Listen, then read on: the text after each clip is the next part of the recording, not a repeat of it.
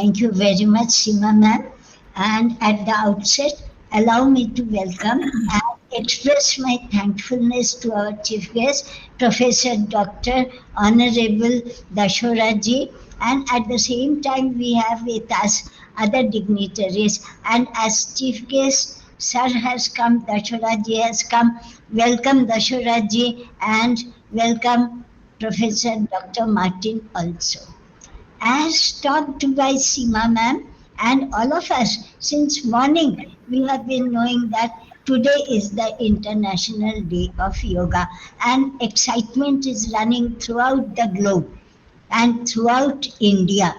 And all of us, some way or the other, we have been practicing yoga, which in Bharatiya language we call it yoga. Yoga means joining. The yoga is an invaluable gift of ancient Indian tradition. Yoga has emerged as one of the most trusted means to boost what? Physical and mental well-being, which is most needed in the years coming ahead. As yoga is derived from the word yoga, means joining, it symbolizes. Now I'm trying to express the wordings given by United Nations. So yoga symbolizes the unity of mind and body, thought and action, restraint and fulfillment, harmony between human and nature.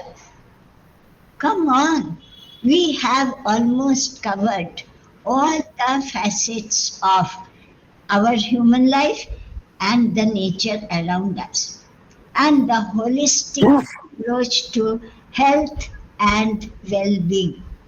So yoga is holistic approach to health and well-being, and through this forum is striving to achieve this and maintain the same.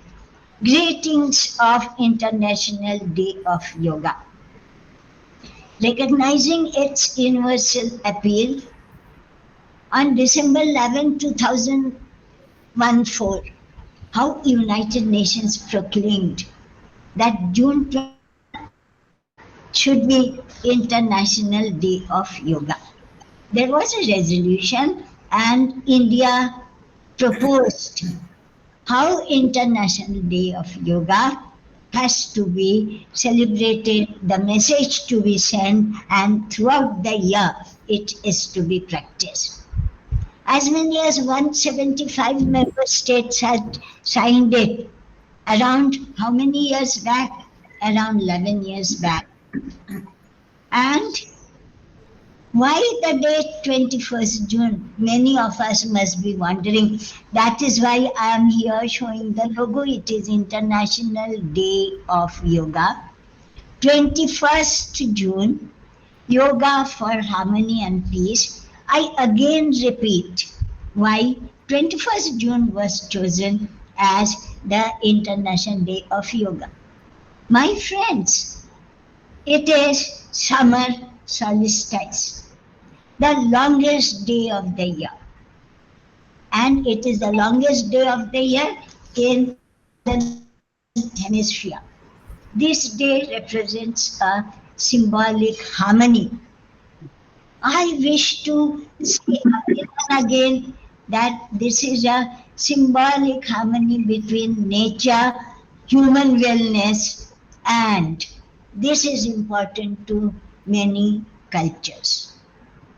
This ushered in an era of holistic health revolution, which is giving rise to your sustainable development. Attention was given to prevention more than the cure, and since its first edition, that means first time in 2015, this Yoga Day was celebrated.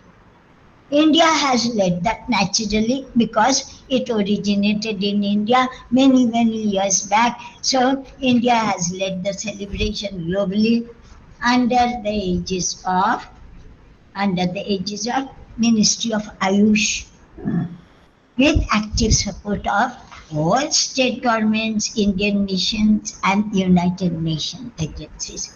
So, we are also one of the agencies who believe in yoga, who believe in human health, who believe in joining the mental health with human health, with nature, and with sustainable development. Friends, give me one more minute, please. I want to just mention, of course, all of us know that the logo represents what?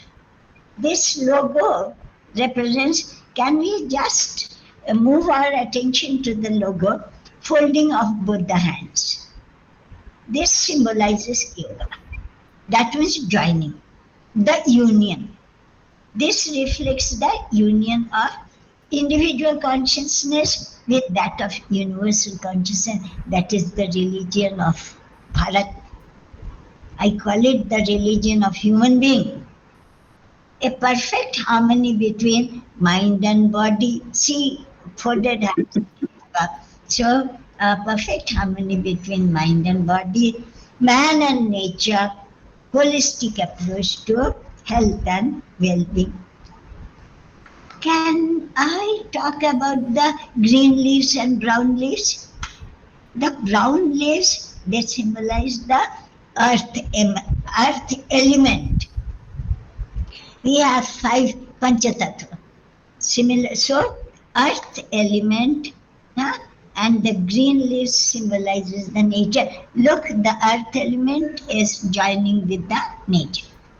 The blue symbolizes the water element. The brightness symbolizes the fire element, and the sun symbolizes the source of energy and inspiration. I believe that we in international conference, we all in education with Dr. Martin, with Madam Hemlata and other dignitaries like Dashora ji, etc., we are striving hard to maintain the same kind of unity. This logo, in short, reflects harmony and peace for humanity. One more second, please, Lataji. This year, International Day of Yoga 2025. The theme is Yoga for One Earth, One Health. That is what, of course, WCPA is striving for. So, this is the theme of yoga for one earth, one health, and with sustainability and global well-being. There are so many targeted events, like of course we are doing it here, but with the targeted events, and one event that in India we call it Yoga Sangam, Yoga Bandhan, Harita Yoga, Yoga Samavesh, Yoga Unplugged.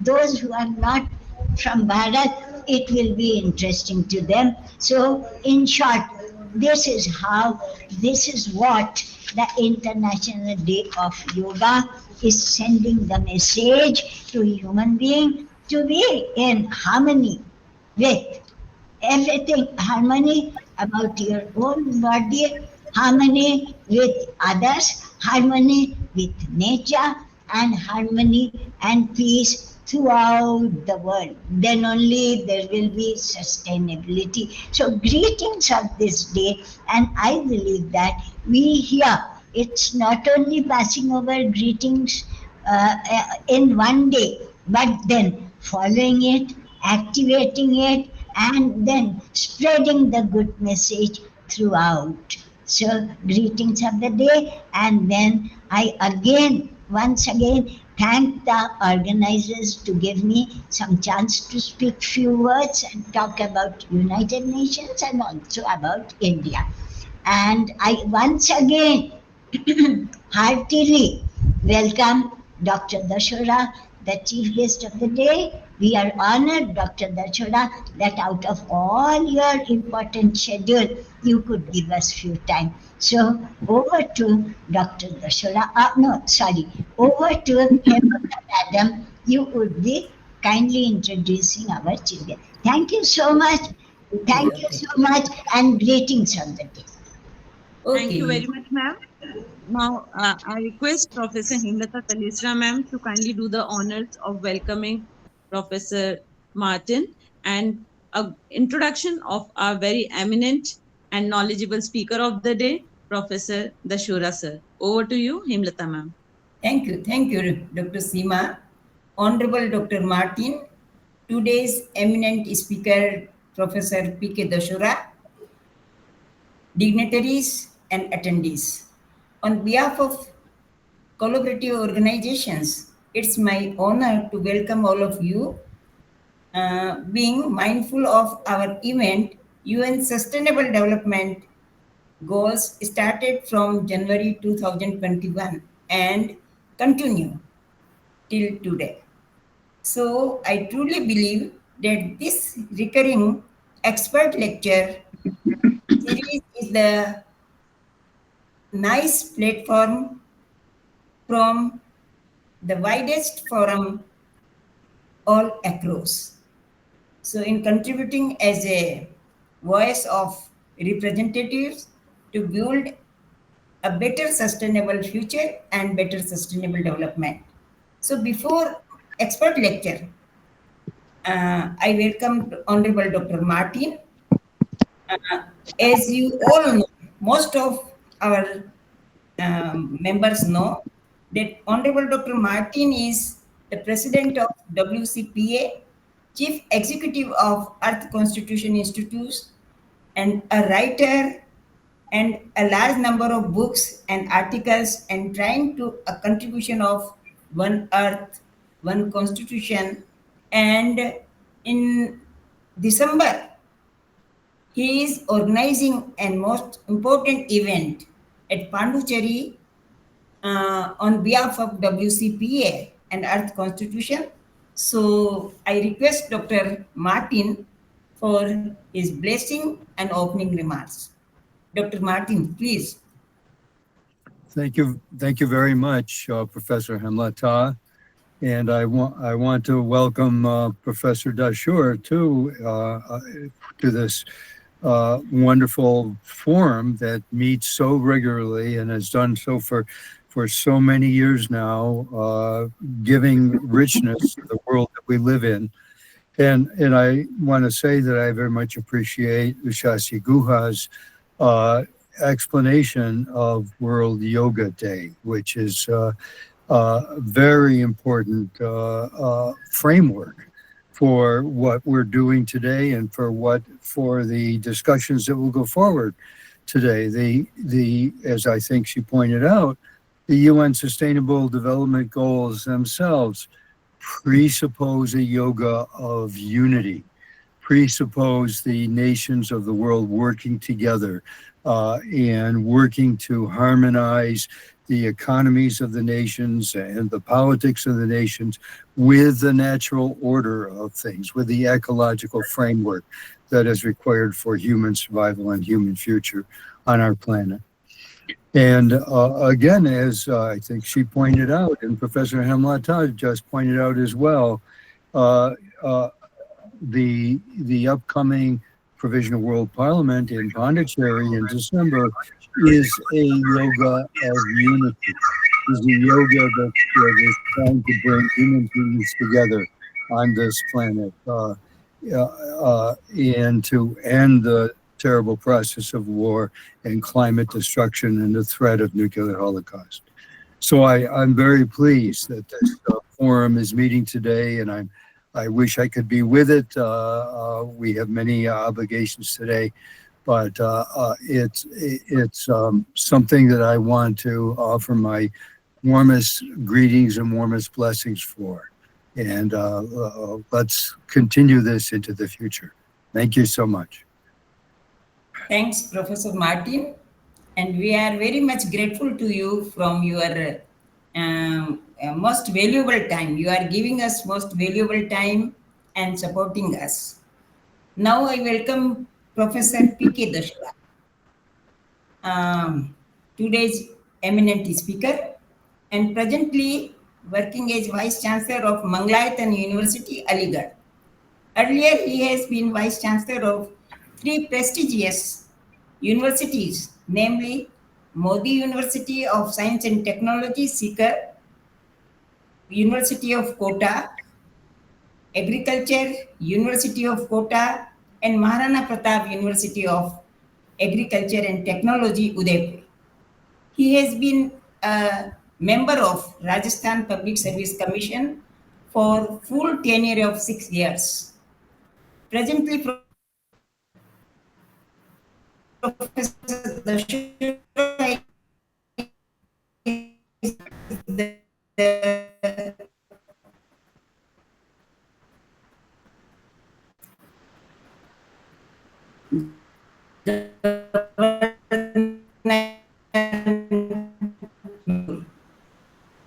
and Cotton University, Guwahati, presently Vidyabhavan, President of Pratap Gaurav Kendra, Udaipur, and Chairman of Shekhar Vidya Peeth, Adarsh Vidya Mandir, and Mount Abu, Rajasthan. He has served as a chairman of member of various vice chancellors, search committees, and other committees constituted by the government of Rajasthan. He has also served as member of board of secondary education Rajasthan. So most welcome Professor Dashora for your eminent speech. Professor Dashora. Thank you very much. A very good evening to all of you. Professor Hemlata Madam, Professor Martin, Professor Wasif, Seema Madam, Nursing Madam, Ushashi Madam, Murthy Sir, all eminent scholars joining this platform. It is my humble duty to wish you all a very, very bright and encouraging International Yoga Day. It is 11th International Yoga Day being celebrated by the people all over the world. And today is Ekadashi also. A very good combination. Friends, Ushashi Madam has very rightly elaborated the purpose of fixing 21st of June as the Yoga Day. Scientifically also, traditionally also, and Yoga Day or Yoga Day is being celebrated in all over the world on the recommendation of UNO and actually by the recommendation or initiation of India, our Prime Minister Narendra Modi. On behalf of Indian people, all India, Indian traditions, Indian ethos, I wish a very grand Yoga Day to all citizens of the world. Now I come to the purpose of my joining as a speaker. Usually I prefer to join as a listener only because as a listener, I have an opportunity to get something. And now I avail this opportunity to be questioned. No issue. I am a student first and then a teacher. The title for today's talk has been fixed by Madam is Digital Payment Systems and Their Impact on Small Business. The title is very catchy. When we just look at it, I feel that, is it any topic? We all are attuned to digital payment system. But when I just churned on the topic, I found that there is something in it. And Madam has very specifically decided this topic to shift it to me so that I can learn something. Well, I start at it now. And we all know that in recent years, India has witnessed a sea shift in the financial ecosystem, largely driven by the proliferation of digital payment platforms. What began as a response to the country's long-standing cash-dominant society, cash-dominant economy has now evolved into a cornerstone of financial modernization and inclusion. The rise of mobile wallets, unified payment interfaces UPI mode, QR code-based payment systems, and point of sale, that is POS innovations, has not only transformed consumer behavior, but also created a new operational paradigm for small businesses, especially in the post-demonetization and post-COVID digital system. The demonetization decision in India and the outbreak of COVID has made all of us to appreciate and use and understand the digital payment system. So the small and medium enterprises, SMS, which constitutes over 90% of India's total enterprise and contribute nearly about 30% to the nation's GDP. It stands at the epicenter of the digital evolution. As digital payments gain prominence, these businesses are both beneficiaries and subjects of the technological revolutions, that is reshaping commerce, supply chains, and consumer interactions. When we just look at the background and the context of it, we can see that India's journey towards digital payment ecosystem has been both transformative as well as strategic. With a population exceeding 1.4 million and historically cash-reliant economy, India faced significant challenges in modernizing its financial infrastructure. However, a convergence of government policy, mobile penetration, and finance innovations has catalyzed a rapid shift towards digital financial services, especially after pivotal movements such as the 2016 demonetization and the COVID-19 pandemic. The government of India, its flagship program Digital India, launched in 1915, set the foundations by promoting digital infrastructure and financial literacy. This was complemented by the rollout of Aadhaar, the world's largest biometric ID system. Aadhaar card, everyone is identified in India through Aadhaar, and it is the world's largest biometric ID system. Jan Dhan Yojana, it is a flagship plan of Government of India. It's a financial inclusion scheme. And the Unified Payment Interface, UPI.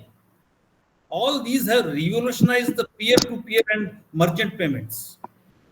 As a result, India has become one of the fastest adopter of digital payments globally. According to the Reserve Bank of India, the volume of UPI transitions crossed 14.04 billion in May 2024. For small businesses, especially micro and informal enterprises, this digital evolution presents both unprecedented opportunities and critical challenges. The small business sector in India, referred to as micro, small and medium enterprises, that is MSMEs,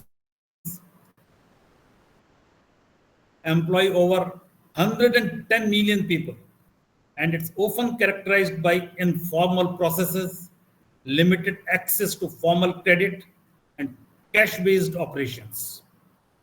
The shift to digital payments is disrupting the status quo. The disruption of the status quo certainly makes dents on our routine, but it is there. We have to accept it, we have accepted it. While mobile-based payments, real-time settlements, and digital transitions, even unregistered businesses are now beginning to participate in formal economy, and that formal economy certainly needs digital payment system as on today. On small businesses, the digital payment system has made not only impact but dents also. Friends, the digital payments have been a transformative force across India's diverse small business landscape.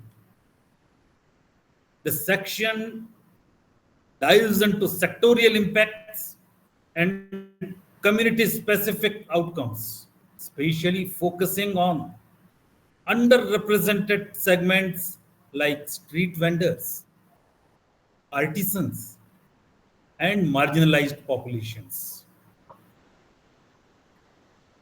The digital payment system has made formalization of the financial inclusion.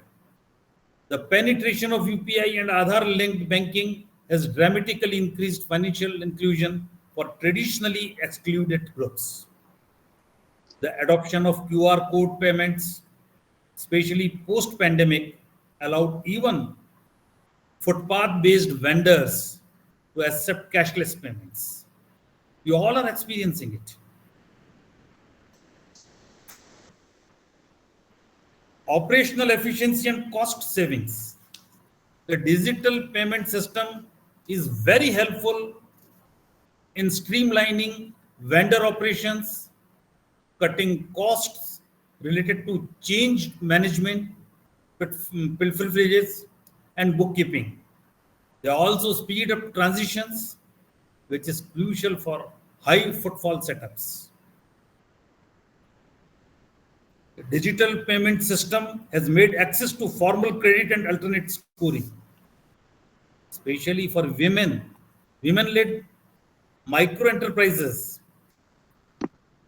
self-help groups, and tribal groups with no CIBIL score or ITR records. Digital transitions trail now as a proxy for credit and otherwise also.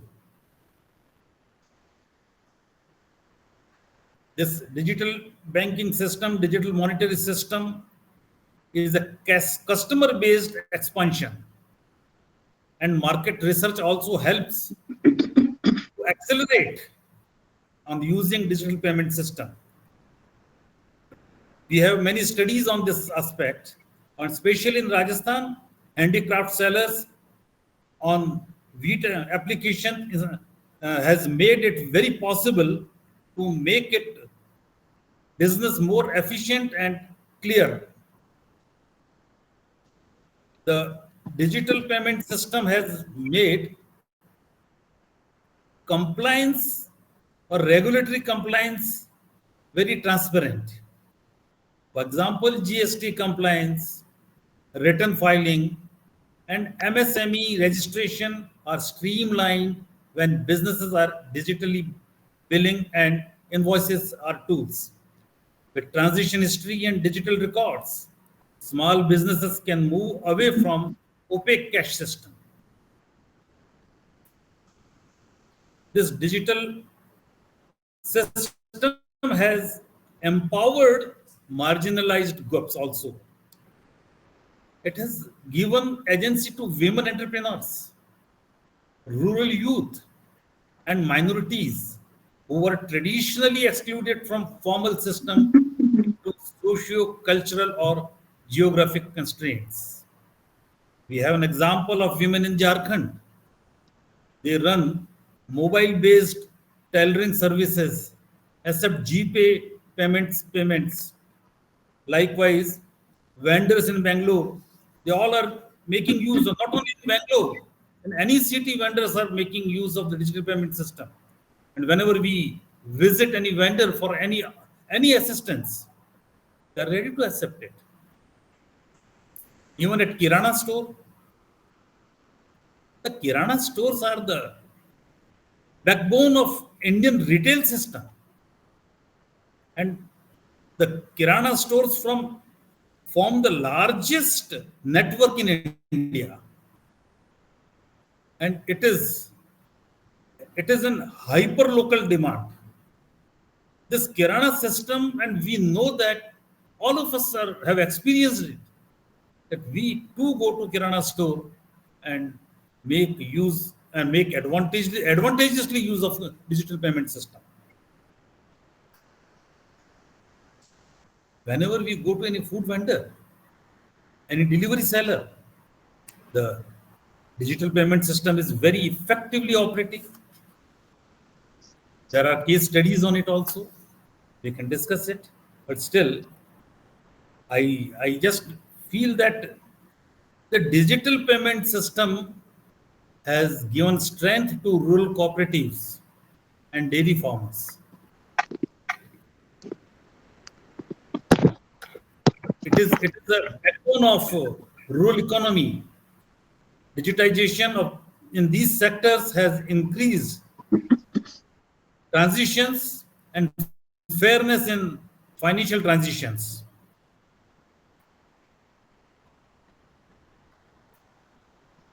What made this digital payment system very effective? What government policies made it? So we can see that in 2015, Government of India launched Digital India Mission. It made the foundational infrastructure for digital payment system, and it made the financial inclusion of all gadgets which are capable of making digital payment system effective. The digital infrastructure as a utility, governance and service on demand, and it is a basic and fundamental. It has become basic and fundamental tool for empowerment of the people. It is, when linked with the rollout of the Aadhaar, Jan Dhan document, and mobile-based financial services, it is a good help to the small businesses, and we can see that its initiatives is seen in Aadhaar eKYC for easy onboarding, formal banking, paperless authentication, digital lockers, e-signatures. Likewise, Pradhan Mantri Jan Dhan Yojana was very instrumental in making it effective. It made access to overdraft facilities for sole proprietors, insurance coverages, seamless DBT, direct benefit transfers, and it also because of digital payment system. UPI, that is Unified Payment Interface by NPCI, that is National Payment Corporation of India, launched it in 2016. It is the biggest enabler of merchant digitalization with real-time zero-cost payment. As per NPCI 2024, over 50 million merchants are now live on UPI system. 50 million. Merchant QR onboarding through apps like Bheem, PhonePe, Paytm, GPay, all these are being used very frequently. QR codes, interoperable QR codes are very frequently can be seen on any counter, business counter. Likewise, Pradhan Mantri Seva Nidhi Scheme 2020, Pradhan Mantri Street Vendors, Atmanirbhar Nidhi, all these are flagship government initiatives aimed to empower street vendors by providing and enabling digital payment system to 10,000 working capital loans. Working capital loan to the extent of rupees 10,000 and which is renewable on repayment. So it is very big assistance to small vendors and small businessmen. Digital literacy workshops were organized by the government for merchant and QR links. According to Ministry of Housing and Urban Affairs, over 40 lakh street vendors have benefited with 65% actively using digital payments.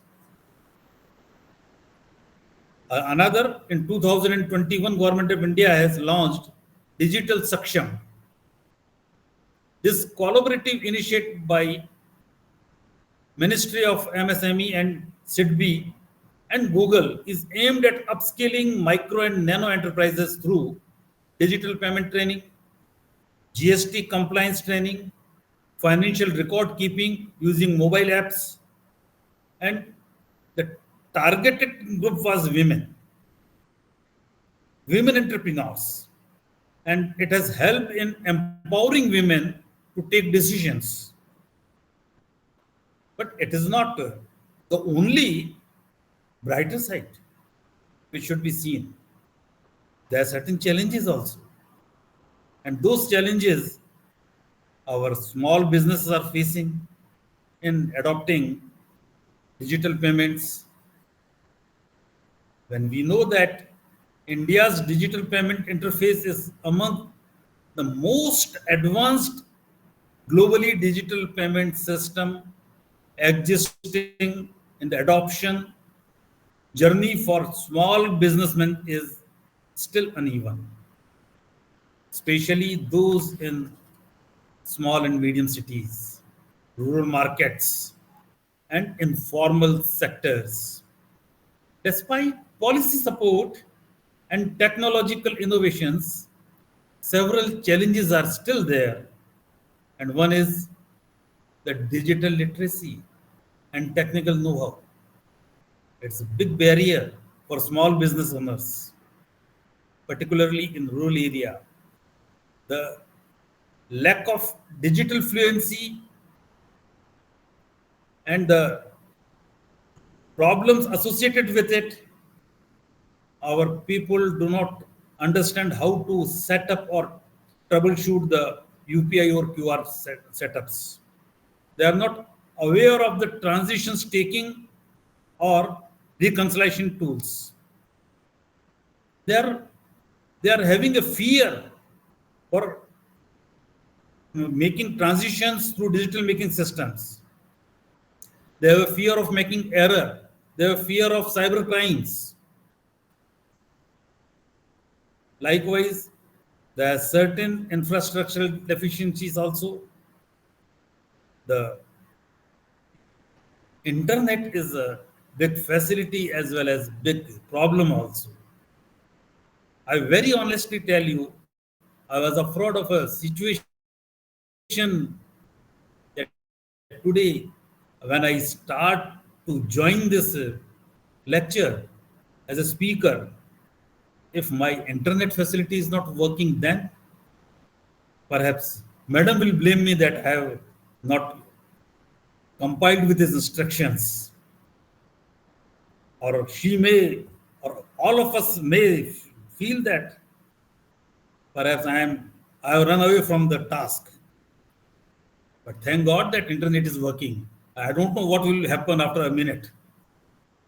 So this is the very, very big problem. We do not have reliable infrastructure. We do not have infrastructure which is real-time permitting. We do not have payment basis for it. We all have experienced it, that we all have patchy mobile network. We have limited UPI facilities. And we Indians all look at others' hand what sort of telephone or mobile he is having. It is a fact. And most of us do not possess smartphones compatible to POS services. And it is so is the case with small businessmen also. It hampers their work also.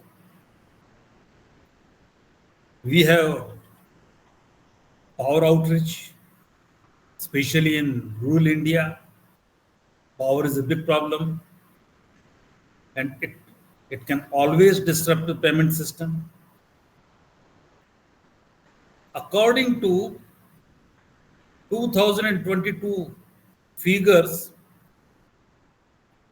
45,000 villages in India still lack 4G mobile setups. And very important, we all are afraid of it. It is fear of digital fraud and data breaches. Frauds is one of the most cited deterrents in merchant adoption. Small businesses owners express concern over fake QR code connections, phishing messages, unauthorized debits, and failed transitions, failed recoveries. A report by CERT in 2023 reported that a 71% rise in digital financial fraud cases. We all are afraid of it. And it is affecting mostly micro enterprises between 2020 and 2022. There's a lack of consumer demand or literacy. The consumers and merchants often cite low consumer awareness as a hurdle. Many customers and afraid that many of us also, because many of us are from the group of senior citizens, and customers, especially senior citizens or laborers, prefer cash payments or cash receipts. The senior person sitting at the counter of a shop prefers cash payment.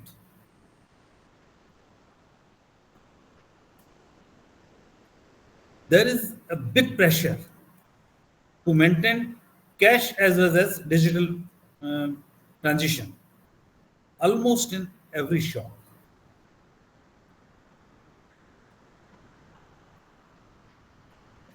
There is another thing. We don't know the hidden charges. And although UPI is free for most users, but there is ambiguity in it. There is a difference in merchant discount rates. There's a difference in QR scanner rental or POS terminal costs. There is a charge for SMS also now. And small merchants operating on narrow margins see any additional cost as burdensome. We have fragmented digital ecosystem. It's also a big constraint. We too have gender and social barriers. I may kindly be excused because in this group, I understand that majority of empowered and powerful women are there. So when I speak of any gender bias, I may kindly be excused, but women entrepreneurs, tribal artisans, and members of marginalized communities face disproportionate hurdles because we see that these people in these groups do not have smartphone in their hand. There are certain cultural taboos they have less exposure. And a study conducted in Rajasthan revealed that 22% of women-led rural business people reported using digital payment system independently, only 22%, otherwise 78% refused to use digital payment system. The challenges faced by small businesses are not only technical, they are behavioral also, they are infrastructural also, and social also. So we need to address them in a multi-pronged approach, combining digital scaling, grievances redressal system, last mile connectivity, and socio-cultural inclusion frameworks. I think that I have taken much of the time as assigned to me. Many things we can discuss, but if we conclude it, I think that India's digital payments system has revolutionized and unlocked a new era of financial inclusion.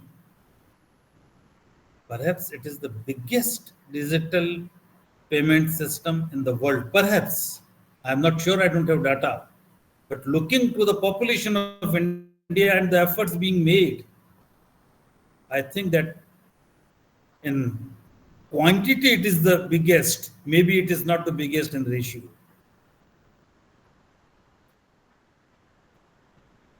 From Kirana store to artisans to milk sellers, everyone can be seen using digital payment system, but it needs to be popularized.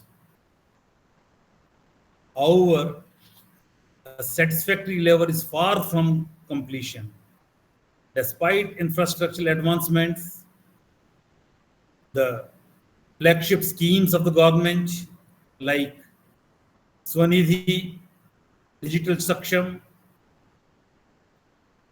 Aadhaar, all these, the full benefit of digital adoption remains unevenly distributed, especially with rural entrepreneurs, women, and marginalized communities, facing disproportionately high barriers.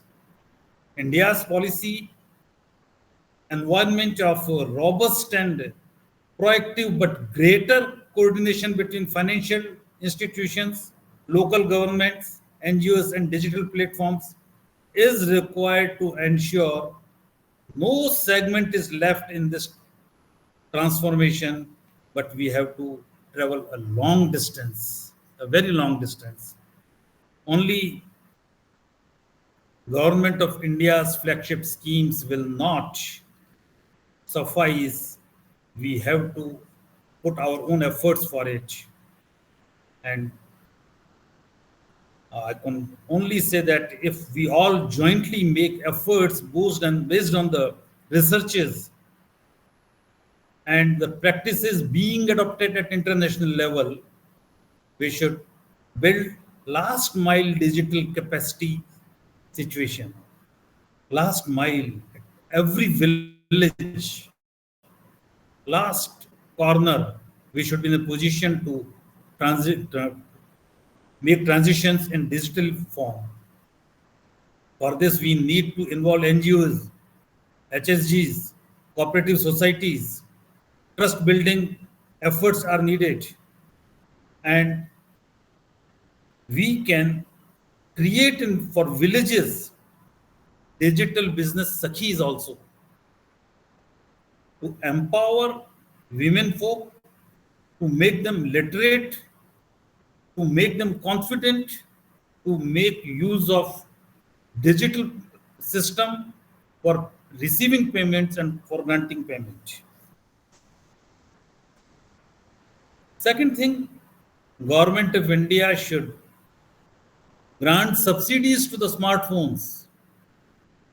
We should make available smartphones in affordable financial limits.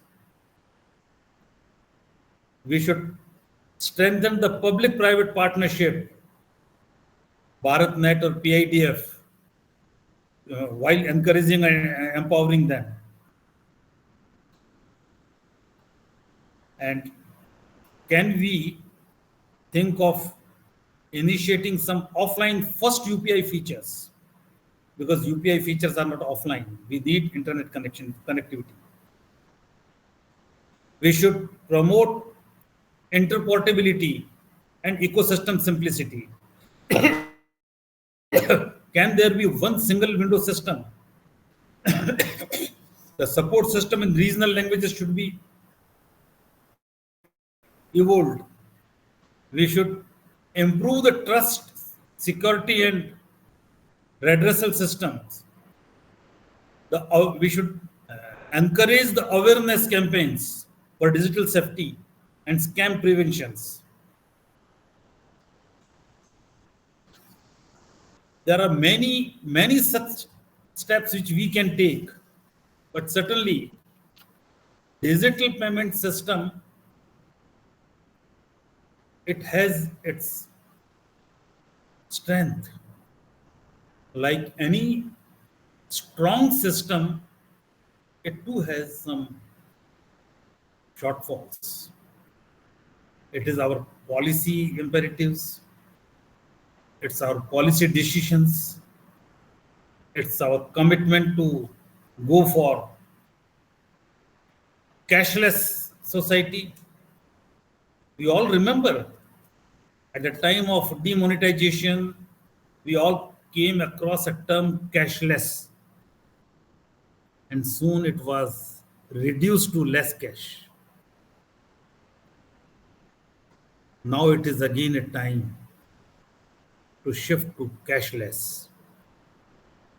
And not only this, but to shift to e-currency, plastic currency. I think that the small businessmen, the small entrepreneurs, like big businessmen, business tycoons, and others, they will also get benefit, and we shall grow quickly, very fast, at a galloping speed, at an exponential speed, economically, when we really adopt digital payment in totality, because those businessmen, it is out of the box situation. They do not want digital payment. They want to go away from GST by cash transitions. The government of India should make all efforts so that no tax chori can take place. We are making all efforts for income tax, but when transitions are being encouraged to be done in cash, then GST, income tax, all these will be saved by the people by way of remaining at cash transitions. This is what I can just submit to all you distinguished people. I think that I could come to the expectation of Hemlata Madam and all you. Thank you all. Thank you very much.